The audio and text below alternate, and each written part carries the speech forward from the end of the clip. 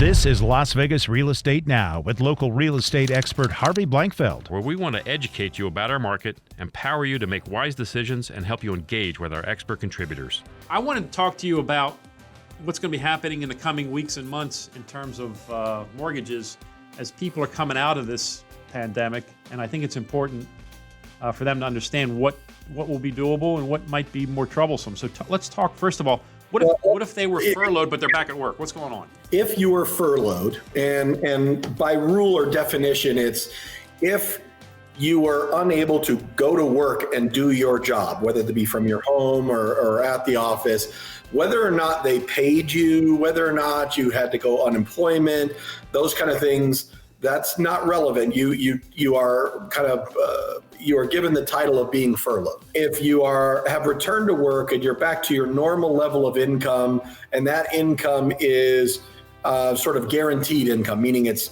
a salary, it's an hourly rate based upon the number of hours you work, that sort of thing. We're going to give you your normal full pay as soon as you can show me a pay stub to show that you're back to full-time work. So for those people, you're back in the game. You don't really have any problems or difficulties that are going to be put on you. What if I was paid through unemployment at some point during that process? Does that hurt me or help me? Or what's... Good for you. I mean, I'm happy that you got that money. That's a nice thing to have in the bank account to keep things going. But from the mortgage's eyes, no, we don't get to use that income as part of your qualification. I'm not going to hold it against you that you've got it, but I'm also not going to give you any bonus points because you did. If I'm self-employed, which I am, and my business did great or slowed down, what about that? What about if I'm self-employed during this process? Yeah, this is one of the areas that changed in a significant way, in my opinion. So for those people that are self-employed, let's start with the basic. Let's say your business was not negatively impacted and you continued to kind of make your money that you've always sort of typically made. Your world is relatively unchanged in the way we're going to qualify you, except you're now going to be asked to provide a profit and loss statement on your business for this year up to the month before you apply for the loan. So we're in June now. You would need to provide me a May 31st profit and loss showing your year-to-date income. And here's a new layer. You have to show me business bank statements that support that level of income for the last 2 months. Okay. So in previous non-COVID world, I would simply look at your tax returns and sort of average the numbers. You didn't have to prove much beyond that.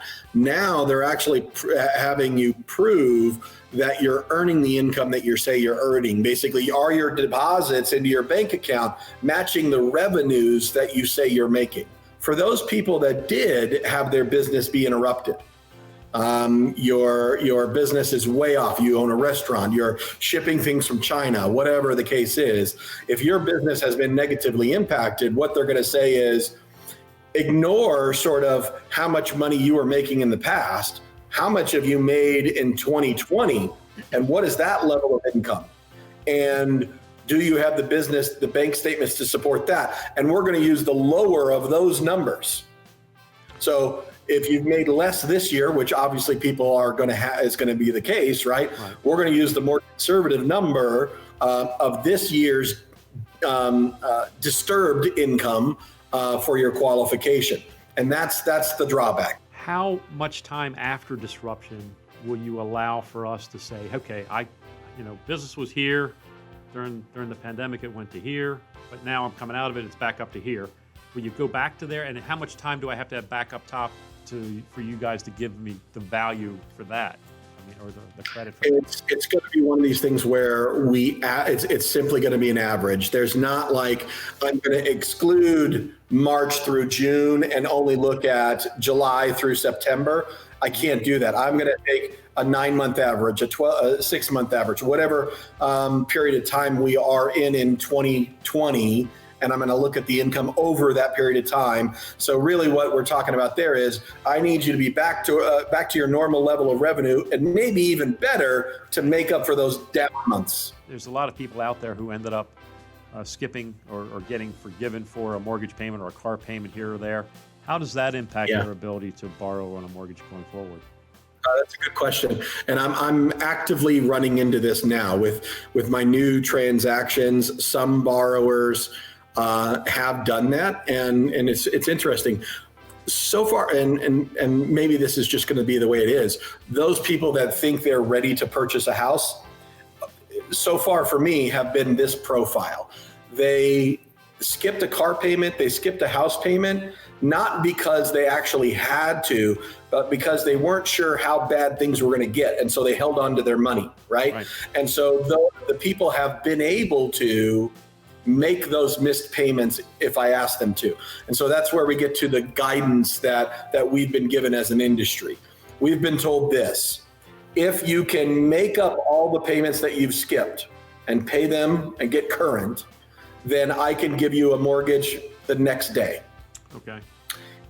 If you skipped payments and you can't catch them up all at once, then what we need to ask to do is you come to a modification agreement with that mortgage, which says you'll put those skip payments on the end of the loan, you'll increase your monthly payment to catch up, whatever the agreement is, and you have to make 3 months of on-time payments per that agreement. Once you've made 3 months of on-time payments, you're eligible to get a mortgage. All right, let's look at some stats, John. I'd love to get your input on these as well. Let me bring up our market stats, and we can talk about them.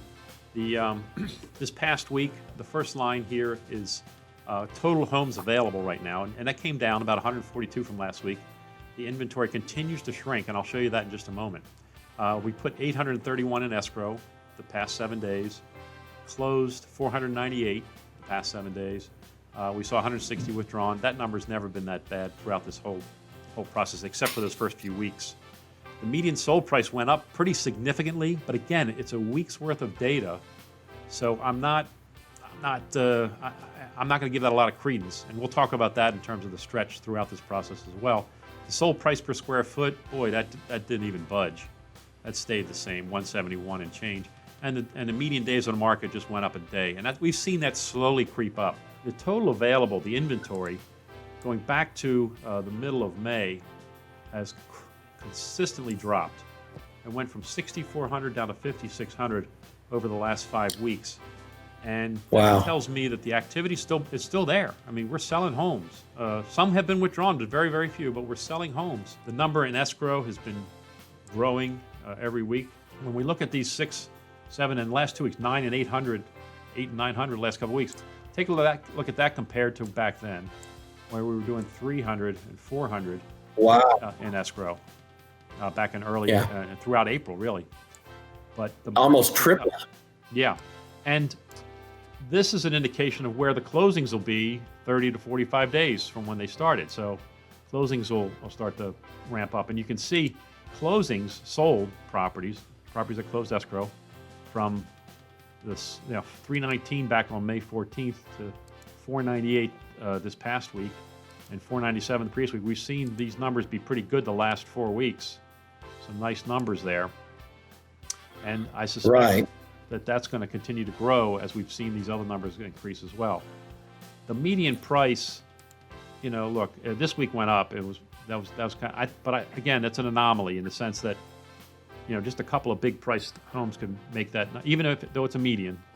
If a lot of higher priced homes close, they'll push it. And a week's worth of data is not sufficient to support this too much. But you can see it's certainly not going down. That's the thing. Right. The median price is really steady overall when you look at week-to-week data. And look at the median price per square foot. This is even steadier, right in that low 170 number throughout the whole time. I mean, went too far, sorry. Yeah.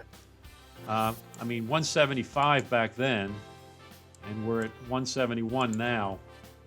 Maybe you can make a case it's down a tiny bit, but look, I don't see that. I think it's just supports the idea that pricing, while volume was affected, pricing not so much. Please join us again next week as we keep you up to date on everything real estate here in Southern Nevada. Remember, send me any questions or ideas for next week's broadcast. Tune in every Thursday at 3. Also, please let your friends and family know to like our Facebook page and be reminded about our updates at LV Real Estate Radio. We'll catch you next week. Thanks again for joining us.